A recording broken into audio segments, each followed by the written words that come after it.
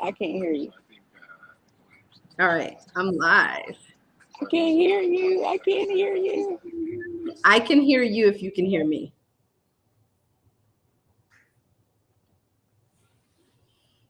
Okay. Oh my goodness. Welcome, welcome, welcome. So we are waiting for Miss Hattie Teresa to dial in. And when she does, we are going to invite you into this space. So let's give her a minute to join and we're going to get started. I am excited. Yep, she's coming in. I'm excited to have her join. Oh, hello, hello. Yes. All right, I'm Hattie. excited for you to You're be waiting for hosting. you.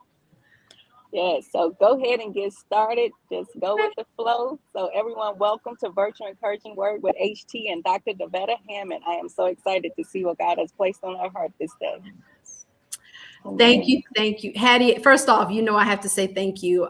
Thank you for your spiritual push. Thank you for being a vessel. Thank you for hearing God and knowing his voice. So I just want to say thank you for the opportunity. I am You're so welcome. excited. I'm so excited. You are my sister, not even like my sister. You are my sister. So I want to say thank Yes, you. yes, yes. So for everyone joining, for everyone who will join or listen later, I'm Dr. Devetta Hammond. Just a little bit about me. I am a disruptor of cycles. God has told me that he created me to disrupt your thinking, to disrupt patterns and behaviors. I am a wife of 20 plus years. I'm a mom of 4 and I have 2 bonus children. I'm an author. And Hattie always reminds me that I am a presidential Lifetime Achievement Award recipient for 2021. So I thank her for that reminder. So I wanted to add that there. But today I really want to invite you to come in because we are talking about a healthier you. This entire month, Hattie and I will come to you. We'll have guests coming. We'll have some professionals in their field who will share insights and tips and resources in regard to you being a healthier you, because that is our primary focus for this month and the months to come. This is just the start for you. So I want to start off just a little bit telling my story. And the one thing that I will say is, if you're listening to this, God has already ordered your steps. You're supposed to be here. You were supposed to be listening to this. I'm supposed to be here. I have been ushered in to deliver a message. And that message is for you to be a healthier you. So we're going to start off today, and I'm going to tell you a little bit about my journey. But before we end, and I'm saving the tips to the end because I want you to stay with us for the entire time. So if you want the tips and you want to know how to get to your next steps, you have to stay with us to the end. So I want to talk a little bit about my story and just ordered steps, because when you hear just a little bit of what I've gone through from a health perspective and how just days ago I received the best news ever, but there was a journey to getting there. And what I realized in that journey is everything was happening for me. So probably about 11 months ago, I started having palpitations. I started having this rapid beating in my chest. And I thought it was stress because I have a very stressful job. I work long hours. So I just brushed it off. And pay very close attention to this journey, because we're going to talk about how we need to pay attention to our bodies and when our bodies are talking, is talking to us. So when I go back 11 months, I was having these heart palpitations and I just blew them off. A couple months went by, and then I noticed the palpitations were getting worse and my hands started shaking.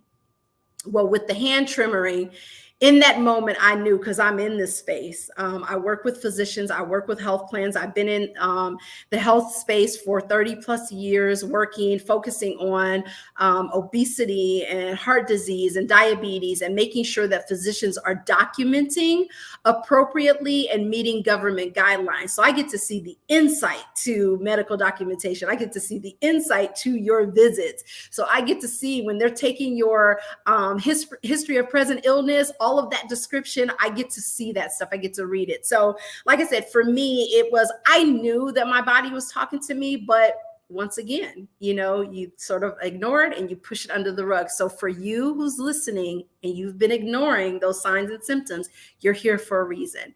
So finally, a few months go by. I schedule an appointment with my primary care physician. I go in and they run a series of tests. And some of the tests came back and they were thinking suspect, maybe ruling out that there may be an issue with my thyroid.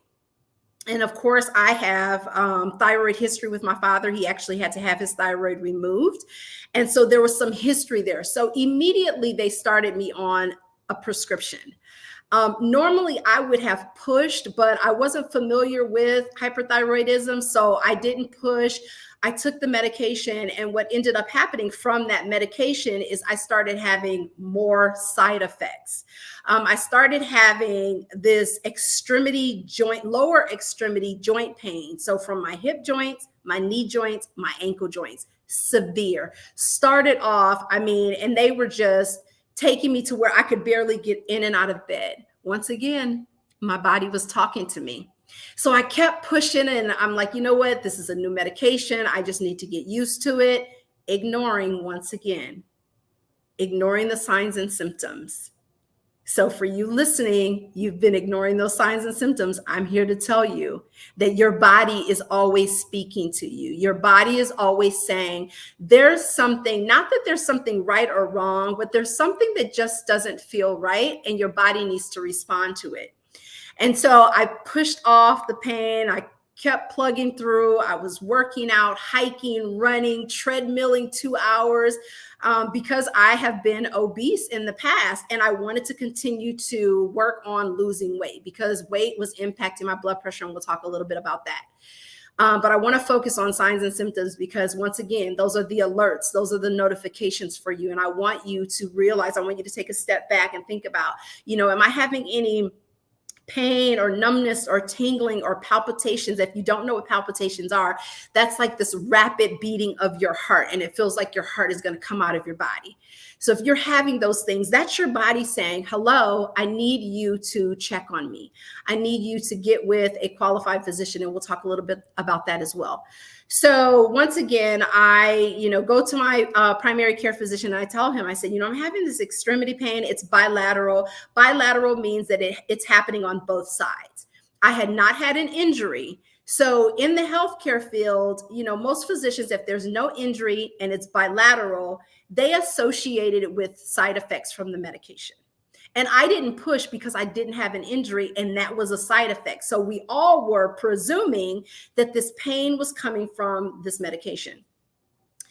When I tell you that my body is so sensitive, and when I get to tip number 1, you'll understand how this all ties in. So stay with me. Don't go, don't check out. Stay with me, okay? We're going somewhere. This is a journey. So, fast forward, we run more tests. They still can't figure out through blood tests what's going on, like what's happening here. What we did notice is that my blood pressure started to elevate, and I was already on blood pressure medication because I do have a history of hypertension and heart disease. So I was already on medication. So why is my blood pressure creeping up? Once again, my body's speaking to me. So my blood pressure, a normal blood pressure for a healthy adult should be 140, below 140 over 90. So anything, that top number should be, below 140, and that your bottom number below 90. So my blood pressure started creeping up, the high 140s, into the 150s, and I was still high 90s, not until I didn't get into the 100s at this point for the bottom number. But what we noticed, that was another sign that something else was going on. Another sign, and this is over 11 months, you guys. So like I said, stay with me. I'm going to chop it up and shorten it up as much as I can. But over 11 months, we started noticing my body was speaking to me in all of these different signs and alerts and symptoms. So we have the palpitations, we have the hand trembling, we have the bilateral, which is both sides of my body aching. Excruciating pain to where I could barely get in and out of bed. once you start doing something outside of the norm, that's also another sign for you. So we're going through heart palpitation, hand shaking, bilateral, severe pain, and my blood pressure started creeping up. Well, another sign, because I'm not listening to my body, and the doctors are practicing. Now, I love physicians. I work with them on a regular basis. I push them for you guys. So normally I go in as a patient. I don't try, I take my work hat off and I try to go in as a patient. And that's exactly what I was doing. So I wasn't pushing because once again, we thought all of this was happening as a side effect to this new medication. So with all of those signs and symptoms, there was another new alert because my body's like, you are not listening to me. Doctor, you're not listening. Dr. DeVetta, you're not listening. And so I started gaining weight. I was literally gaining like 2 to 3 pounds a week. Mind you, I'm working out. I'm watching what I'm eating in the kitchen and I'm gaining weight. There's something that's not making sense.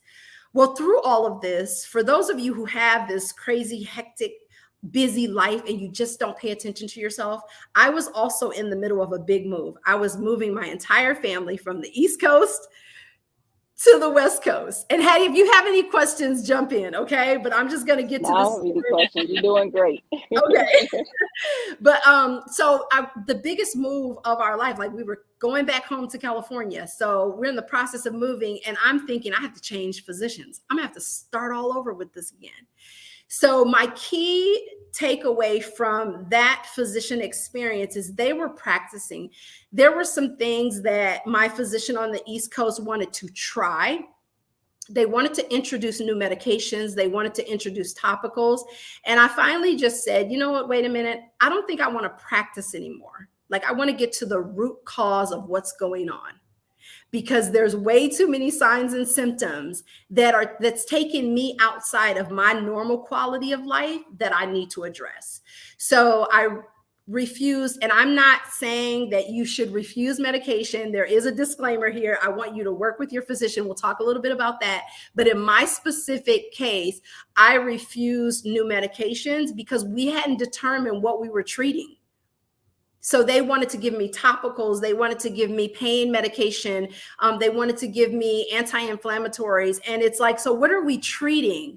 One physician wanted to start me on a diet pill.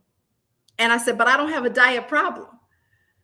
There's weight my weight is increasing, but I'm not eating more and I'm still working out. So I don't have a diet problem. So he wanted to push me on that. And I pushed back because once again, we're getting towards the end of this 10 months. And so I pushed back respectively. I put my 30 plus years of being in this space, I put my hat back on and said, okay, wait a minute now. You're not just a patient. You also have some experience here. And this is why I love what Hattie's doing because these videos will live on. You know, we're providing information for folks who can come back later and get this information. So once again, thank you, Hattie. Just because, like I said, this information will live here and folks will be able to use this going forward. But I started pushing back. And when I pushed back, I said, you know what? I want to get to the root cause of this because I know something's not right. Now, I don't know if there's something wrong, but I do know that something's not right. And so I pushed back and I just simply asked him, and this is what you will learn when you listen to this month, this series, A Healthier You. We're going to give you tips and information and resources where you can ask questions. You can ask questions about your care. It's your care. It's your journey. They're partnering with you. So I asked the physician, I said, well, if you give me a diet pill, so what's going to happen? He said, well, you're going to lose weight. And I said, okay, so when I stop the diet pill, what's going to happen? He goes, well, you're going to gain the weight back because we don't know why you're gaining weight. We're not going to do that. We're not going to do that because for me, it's not about numbers. It is about what is going on inside of my body that is making me not live the life that I'm used to living. So my activity level had gone drastically. I was literally no longer working out, just barely working out, maybe once or twice a week. down to one meal a day. I was eating one meal a day. And, transferring to California, my PCP, my primary care physician, which we call our PCPs, I said to him, this is where we are, and this is where I want to go. I want to get to the root cause of this. Well, he initially said the same thing. He's like, okay, well, we can give you a diet pill. And I went through the same scenario that I went through with the other doctor. I said, that is not going to get to the root of the problem. I need to understand what's going on. So I literally saw him every week for probably the first month and a half. And every week that I would go in, I had gained like 2 pounds. There was one point I weighed within 3 days. I had gained 5.4 pounds in like 3 days. Something was going on with my body, and I knew something was going on. I'm not saying there was something wrong, but there was definitely not something right. So I just kept pushing, and, going into the doctor's office every week, my blood pressure was now at 160 something plus 100 plus 110. It continued to go up. I'm on blood pressure medication. What's going on? So finally I go in. We're getting to the end of the story, you guys. Finally I go in, and I think the cardiologist was also there with my primary care physician. And she looked at me and she said, we need to get to the root of this, because I had it. We've been on this journey for 10 months. I've gained like 27 pounds. I need to know what's going on. I'm hungry. I'm eating one meal a day. There's something going on. And so finally she looked at me and she asked me, she says, are you sure you didn't injure yourself? And I said, I know I didn't injure myself. This bilateral pain is not from an injury that I know of. And so the first thing they started doing is looking at the medications that I was currently taking and starting with the new medication, because once again, I was not having these symptoms prior to me starting the new medication. So one of the side effects of the new medication was that it would stop your metabolism. So no one investigated that. And I'm sharing this with you guys because you have to learn to ask the right questions. And this is what we're going to do this month. We're going to give you information. We're going to share tips and tools on how you can ask the right questions with your physician. So I started asking the right questions and I kept pushing, and I didn't stop because, like I said, I didn't know if there was something wrong, but I knew there was something that wasn't right. So, we're sitting there, we're talking with the cardiologist and the primary care, and they said, you know what, let's stop the new medication. Let's see what happens. And so we stopped the new medication. And once we stopped the new medication, within 3 to 4 weeks of stopping the new medication, I go back in and I weighed and I had lost 7 pounds.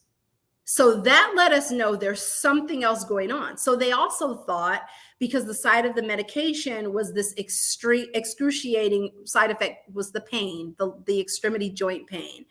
And so we stopped the medication. And for a couple of weeks, we noticed the pain didn't go away. I was still having the excruciating pain after, a month of being off the medication. So I'm still having these routine visits with my primary care, my cardiologist. I go in, and once again, my blood pressure is elevated. It's not as high, but it's elevated. And what I realized was, we're sitting there and the cardiologist could look at me and tell that I was maxed out. I was in so much pain, and I just shared with them. I said, I can barely get in and out of bed. I can barely get in and out of the car. I'm no longer, able to exercise at all. Like, there's something going on. And she looked at me and she said, let's get an x-ray. Now, for the sake of medicine and, for the physicians that I work with, an x-ray was not their first go-to because there wasn't an injury.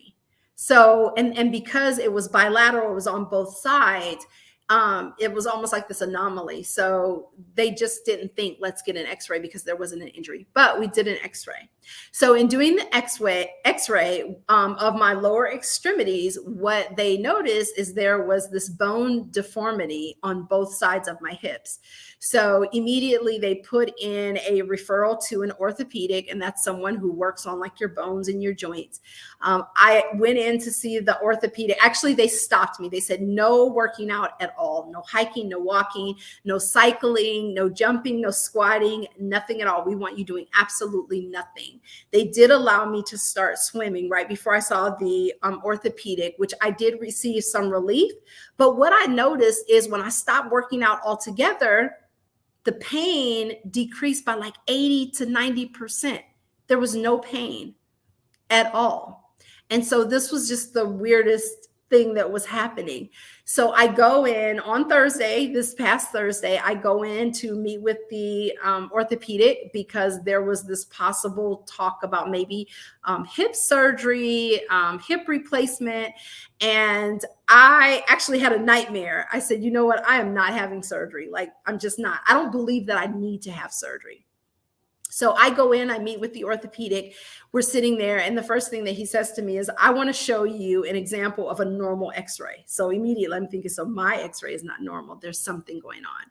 So he walks me through a normal x-ray. He walks me through what the hips look like, what the ball and socket looks like. And we walked through all of that. And he said, now I want to take you and I want to walk you through your x-ray because I want you to see what's actually going on. And so the hip on the x-ray is round here. And then what I noticed was, okay, Hattie, I know you lost connection. That's okay. We're going to keep talking and then we'll get to our tips. I want to make sure that I'm tracking on time now that she's lost connection. So I'll keep going, and we're towards the end of the story. So with the orthopedic, he's walking me through my actual x-ray. And instead of like my hips being rounded, there were these points that came off and bilateral. So the pain was bilateral, it was on both sides. So looking here on my x-ray, there were these little bone-like shelves that come off. So mind you, the x-ray of the hip is round. Well, on the end, I have bone deformities, and the orthopedic said I probably had it my whole life. But I'm 49. I'm not as flexible. I'm not as pliable. I'm not, pain hits different when you're 49. And so what he's thinking is, over the last 2 years, I've been working out so hard and hitting activity so hard. What ended up happening over the last 2 years is I've aggravated the bone deformity so bad that literally my range of motion, if my legs go out this far, my range of motion was here. And so, he explained to me, he said, you don't need surgery. So that was the first thing. I was like, oh my God, you mean he said, no, because most people would just ask, well, can you go in and shave the shelves off, the bone deformity off, so you could just have the round edge of the hip bone? And you can't, because there's tissue and ligaments in there. So that's not easily done. So his recommendation of this, and just a note here before I get to this part of it, 12 years ago, I was 250 plus pounds. So he explained to me, he said, well, there's a couple of things you do have, we looked at my socket and we also looked at my hip bone. And I still have, in between that, I still have a great deal of cartilage, which is good, because oftentimes people are bone on bone, where the hip bone and that femur is like rubbing against each other and causing severe pain. I don't have that at this point. And in order to slow the progress of that, let me just tell you, yes, Carly, praise the Lord, because I really thought I was going to have bilateral, both of my hips replaced. And I'm just not in a season where that works for me. I have too much work to do. So not having surgery was a great thing, but I wanted to understand, so how do I now live with this? What do I do from here? And when I tell you that it is so important, and you'll get these in the tips at the end, it is so important that you ask questions, you take time and communicate with your physician. So your oldest daughter, yes, experiencing that. And it's common. I mean, hip replacements are common, but they're common because of the next things that I'm going to share with you. So what he explained to me is, he said, well, put me on your back and walk down to your car. He said, because that's what you're doing to your body with the amount of weight that you had on and the amount of weight that you still have on your body. Not that I'm still there, but if I'm 250, almost 300 pounds, I have a whole human, an adult, sorry, not just a human, but an adult on my back. And that's putting pressure on my hip joints. That's putting pressure on my knees. It's putting pressure on my ankles. And what ends up happening is you wear that cartilage out that's in between the socket and your hip bone. So thank goodness I have a lot of cartilage. The one thing that he did say that some of the pain is coming from because there is arthritis that's setting in, and that's the normal progression. So of course I raised my hand and said, how do we slow this down? What do I need to do? And he said, here are a few things that you're going to do. You can go back to working out, but it has to be minimal. But you need to move every single day, because if you're not moving, your brain is telling your hips that I don't need you. So you don't need to function. So I said, okay, so more exercise is going to slow the progression, and it'll slow the progression of the degeneration of what's going on in my hips. And it'll also slow down the progression of the arthritis. My orthopedic also encouraged me to swim as often as I can, but continue to work to get the weight off. So since my last visit in the last month, they weighed me on Thursday. I'm down another 10 pounds. And literally that's just from being in the kitchen. This month, we're going to talk about all of that, and for me, it's not numbers. It's not the scale, but it is, what am I doing to myself? What am I doing to my health? How am I going to be a healthier me? Devetta, how are you going to be a healthier you? You have to take steps towards making sure that you're doing what you need to do to get the weight off, to make sure that you're working from the inside out. So we're going to talk a little bit. I'm looking at my time here. So I'm going to wrap up with that visit, and then we'll talk about the 3 tips for you all. So at the end of the visit, I do get to go back and work out. So I'm going to be boxing this week because that's stationary. I've been restricted from hiking, which is the most favorite thing that I love to do, just because of the shelves on my hips. When my legs are like this, it's pushing on the shelf. So no more hiking. Maybe I can drive. One of my friends said, drive to the mountain that you like and just sit there and look at it. So I'm not restricted from the trail. I'm restricted from hiking it. So I can drive over there and sit there and just reflect on where I am.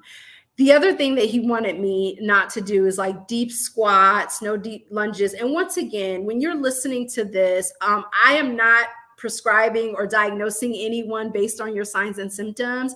It's important that you do exactly what I did, and that is work with your physical team, work with your clinical team, and making sure that they are diagnosing and recommending and doing diagnostics and lab according to you.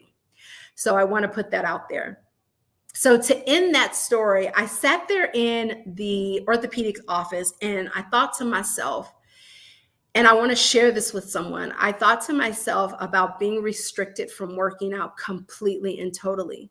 And I heard God's voice saying to me, I wanted you to feel what it felt like if I took this away totally. If I took this opportunity for you to move your body on a regular basis consistently, if I took that away from you, how would you feel? And it opens my mind up, because there were days that I took for granted, like, oh, I can work out tomorrow or I can work out later. Well, when all of that's taken away from you, you realize that you've taken a lot for granted. So with that being said, every opportunity I get, I will be swimming. I'm actually going to swim today so that you all know. So before I go into the tips, the one thing that I want to share with you about that journey into, these signs and these symptoms and my body alerting me that something was going on, to really getting to, this definitive diagnoses and understanding that there truly was something that was going on. It's more than just a physical journey for me. It's a spiritual journey, because throughout all of that, I had to trust in God. Like I had to really, when I was gaining weight and I was seriously at probably the peak of, my physical performance ever at 48, 49 years old. I was at the peak of that. Like I had guns, and I was doing so well. But what I realized is we have to be so careful when God has called us into something and we take it for granted. God has already spoken to me about health and emotional wellness.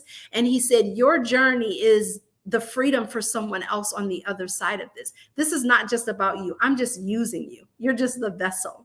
So I wanted to share that with you. I do have the 3 tips. So if you have stayed here until for this long, to hear the entire journey, but also to stay and listen to the tips, I have tips for you guys. And we're going to have tips and resources for you all month. So there's 3 tips that you can work towards, small incremental, because oftentimes we think in order to be a healthier you that you have to, I can't eat this, I have to stay away from this, and I can't do that. Well, we're going to talk about what you can do. We're going to talk about all of the opportunities that you have to be a healthier you.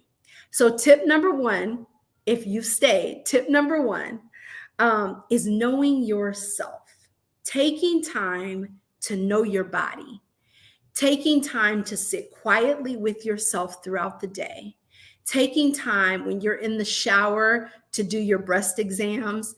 You can work with your physician on how to do that. You can, go online. There's videos, and I recommend you working with your OB-GYN or your gynecologist or your primary care so that you are doing breast exams correctly.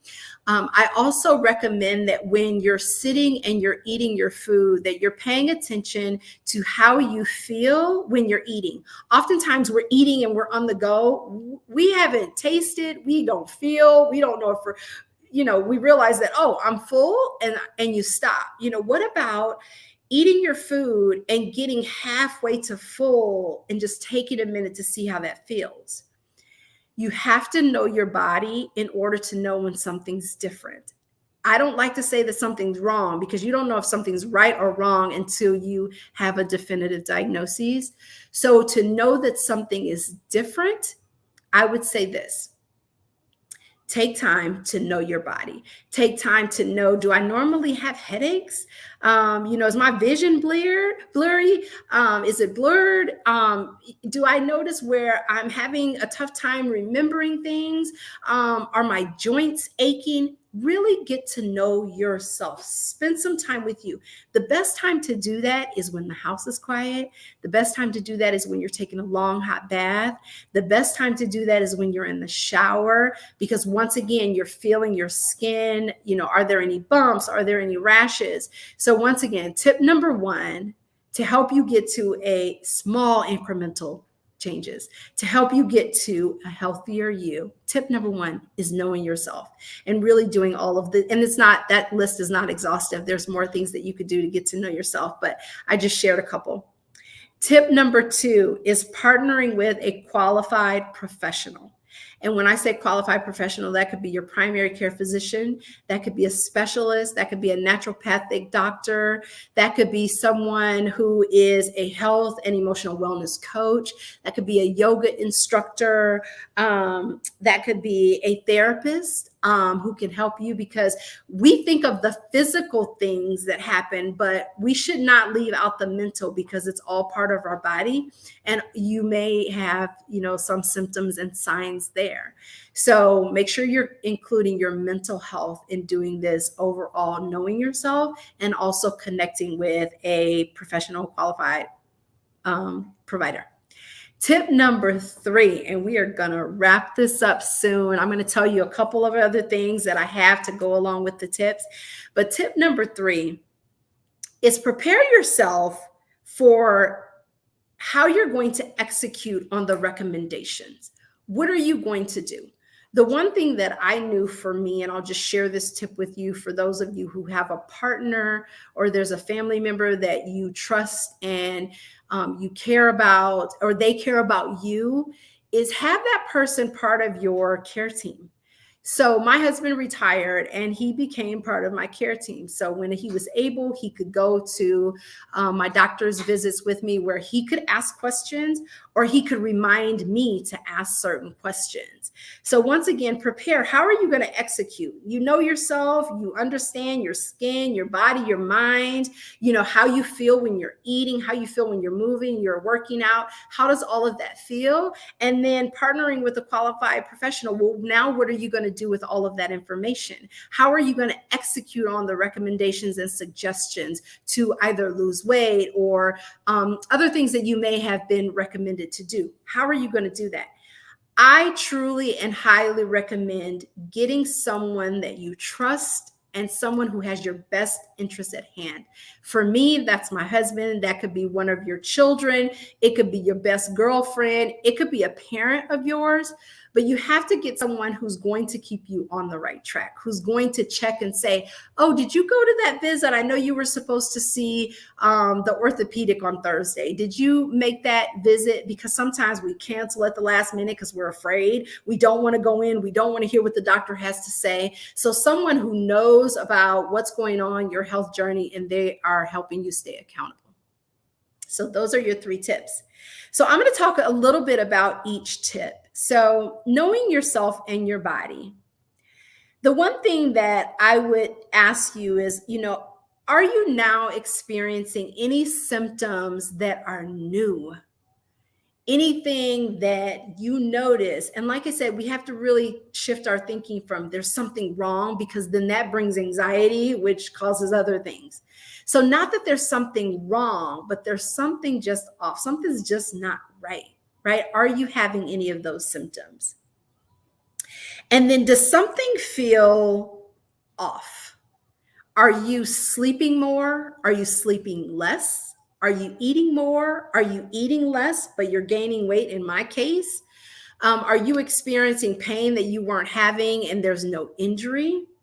Is there something that's just off? I often tell, folks that I used to coach during one-on-one is if you have to do anything and make adjustments to your standard routine and the way you operate and the way you navigate, if there's something that you have to do outside of that, that's a sign, that's an alert. If you feel like, you know what, I'm having this chest pain, I need to lay on the floor. Normally you don't lay on the floor. That's a change in your normal behavior. That's a sign, that's a symptom.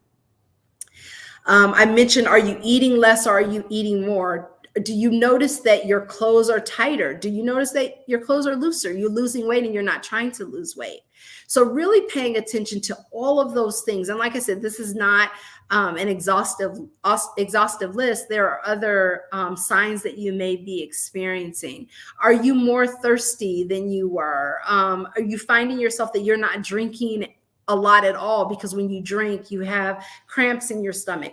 Just take time to pay attention to all of the things that may not seem to be right or may feel like they're a little off. So that's knowing yourself and your body. So partnering with a qualified professional, the one thing that I will say is when you are looking for a physician, oftentimes you have a choice. There's a list of physicians. Maybe you want someone in a certain age bracket. Maybe you don't want someone who's on the heels of retirement, where they're just going to come in the room and they're going to check that list off and get you out of their exam rooms and get on to the next patient. So you have a choice when you are selecting your primary care physicians. You oftentimes have a choice if there's more than one specialist that you can choose from. Really get to know some of the backgrounds. What do you like? Do you like male versus female? Do you want a minority as your physician? Do you not want a minority as your physician? Do you want someone who's younger, fresh out of school, who has, fresh eyes, they're eager? It's really up to you, because this is your journey to a healthier you. So you have all right to select the type of provider that you want to be part of your care team. The other thing that I will tell you also is to be very mindful of naturopathic doctors. Naturopathic Naturopathic doctors are doctors who don't just immediately prescribe a medication.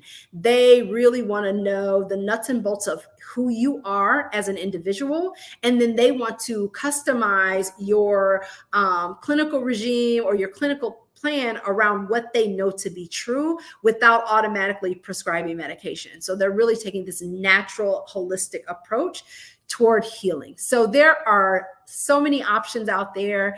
You can reach out to Hattie or myself, and I can look in the area that you're in based on your insurance, and we can help guide you, because this is the thing. We've both been called into this, so we have a responsibility to do what we were called into. So if you reach out to us, we're going to do our best to get you the information that you need for the area, the regional area that you're in. So the other thing that I would say about partnering with a provider is really understanding that you have the choice, you have the option to change your mind. So say you've gone through, you want a female, you want her to be middle age, you either pick, her ethnicity, and you have that provider. You go in for your visit and you're not comfortable. In that moment, you have the right to pick someone else. I've heard many patients say, well, I don't want to go through, the trouble of changing, maybe it'll get better. And it may, but if you stay for a few months and you notice that you guys are not partnering in your plan and you're just disconnected, you're not going to optimize that relationship. So you're going to go in, and in your mind, and I'm just thinking, because I've been there before, is I just want to hear what they have to say, get my prescription and go. Well, that's not making sure that you're a healthier you. Okay. So you have the right and you have all options to change your mind and select a physician who's working for you, who's going to partner with you. And I'll talk a little bit about what that looks like in the last tip, in tip 3. So preparing to execute on the recommendations or suggestions, your care plan. What am I going to do and how am I going to do it? And I said, we are not an island. No man is an island. You don't have to do this alone. So really work with, if you have a partner, you have a spouse, or you have someone that you're close to, you have a sister girl, you have a guy friend, you have an aunt, uncle, your parent. Partner with someone so that you're not on this journey alone. And when you're going through diagnostic testing, it can be long, and it's just tedious to have to go through all of the different tests and the appointments. But it's so nice to have someone sitting in that waiting room with you. Even just to take your mind off of things, have a different discussion. You're not sitting there by yourself watching other people come in and out who may be, even more sick, or even who may be in a more, I don't want to say a worse shape or condition, but someone who may be dealing with more chronic conditions than what you're dealing with. You don't have to do it alone. So when we think about executing, is a couple things that I want to share with you. Make sure when you schedule your office visits that you know how much face-to-face time you have with your physician. Because oftentimes in scheduling, they will schedule a 10-minute visit, which means you have 10 minutes of face-to-face time with your doctor. 15-minute, and it depends on the office, but you should know how long your visit is. You don't have to do this alone. That's right, Hattie. You don't have to do this alone. But know how long your visits are. Are you going in and you're following up on lab work? You had an EKG, you had an MRI, you had a full panel of labs done, and you have a 10-minute visit. You need to make sure that you know the allotted time, not the time that includes getting vitals and spending time with their medical assistant or the intern or the nurse practitioner. How much face-to-face time? That is a question that you're going to ask.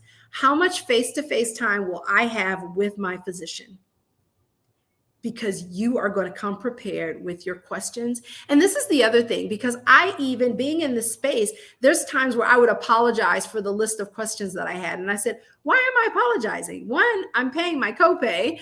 We're paying monthly insurance. So, he's going to bill, your physician is going to bill for the amount of time he spends in that room. So he's getting paid for the 30 minutes, the 25 minutes, the 2 hours, because we actually had a session that was 2 hours.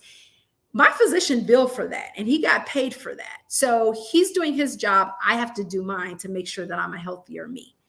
So make sure, one, you're asking when you make your appointments that you're asking, how much face-to-face time will I have with the physician when I'm in the room? Minus vitals, getting weight, meeting with the internist, how much face-to-face time I have. That way you'll know if you have a list of 10 things and you only have a 15-minute slot, you may want to prioritize those 10 things. What are my first 5? What are the first 3? Right? Because if you're in the middle of the day, that's the other thing, really thinking about how you schedule your appointments. At the end of the day, he's kind of gone through, he's probably tired. He wants to get things over. I usually try to go first thing in the morning. He may be tired from the night before, but I'm going to be one of the first people that he talks to. That's just a little tip for me. That's a bonus tip. So yes, scheduling visits, make sure that you know how much face-to-face time, and don't feel bad about asking questions. Don't feel bad about bringing all of your medications with you to the doctor's office. And we'll talk a little bit about that later this month, about, how often you take medications and the milligrams, and making sure that all of that is correct. So we won't go into those weeds today. But I do want to tell you another tip as you're executing on recommendations is really understanding when you are prescribed a medication and you drop it off, or now they have it where they can send your prescription electronically over to the pharmacy. When you receive that text message that says your prescription is ready for pickup, pick it up, because it's ready for you to take it. Unless you have some on hand and you have medications on hand that you can take, maybe you're not completely out, but pick your medications up on time. Take them as prescribed. We all forget a dose. We get busy with life, but as often as much as you can, make sure you're taking your medication as prescribed. There is a reason why they have you taking it 3 times a day, and they have you taking it at a specific time, because they need it to work in your body at that specific time. So, that's another tip there. And then the other thing is, when you're going in and you've had lab work, I mentioned maybe you have a full panel of labs, you've been sent out for MRI, maybe you have had an x-ray, like I had a hip x-ray. Just make sure that you have questions ready for your physician, because once again, he's going to come in. He already knows what he's going to say. He knows the lab results. He knows the diagnostic study results. So he already knows what he's going to say, but you should have your questions written out. Not off the dome, because things change. You get in the heat, you're in the moment. Sometimes you may be nervous, you may be a little scared, you may not be confident, and you want to ask questions. So write your questions down before you go into the office. And you can reach out to, maybe there's someone in your family who was having hip pain. And this is the one thing, be very careful that you're not taking on a diagnosis from someone else. But it's okay to share stories. You just don't share diagnoses unless, you have a definitive diagnosis that matches your family member or your friend. It's okay to talk about those things, because one of my friends is going through the same thing with her hip, but she's actually bone on bone. So there's no cartilage there. So, I shared my journey with her. And of course, our journeys are going to be completely different just because of our outcomes. So it's okay to share stories, because then you can start asking questions. So basically, she took some of the questions that I asked and got answers to. She's going to take those questions to her ortho appointment that she's going to have in the next week or so. So it's okay to share. It's okay to talk. It's okay to get feedback. You just don't share a diagnosis that you have not been assigned. So that's going to wrap up my 3 tips. It's going to wrap up the details for the 3 tips that I have for you. I want to say thank you again to Hattie for the opportunity. I'm sitting here and I'm just thinking of all the information that we'll have for you guys this month. And for those of you who come back and listen to this, I hope that it helps you. So when I'm thinking of a healthier you, it starts with you. And I know Hattie's not on here, so I want to say thank you. She's not on the live; she's on in the comments. So Hattie, again, I want to say thank you. But what we want to do is we want to make sure that we get folks to a healthier you. I want to say thank you for those who were able to join. I want to say thank you for those who will watch the replay. And we will see you all back next Saturday. We'll have a guest on. We have a couple speakers. So you don't just have to listen to all of my stories for almost an hour. So we'll have other guests come on. But we're looking forward to providing resources and tools for you because our community is in such need. I mean, when we look at not just the Black and Brown community, but all of our communities, obesity, for heart disease, over 600,000 people die every year from heart disease. Heart disease is not, it's acquired. Coronary artery disease is acquired. Hypertension is acquired. That means you bring it on yourself based on your lifestyle. So we want to disrupt those cycles. We want to come in and get you to thinking differently than the way that you've been thinking. So once again, I want to say thank you. Thank you all for joining. And I hope that I end this correctly. I hope that the recording saves. So again, Hattie, thank you. And for those of you listening, this month, we're going to focus on a healthier you. Thank you. And we'll see you all next week.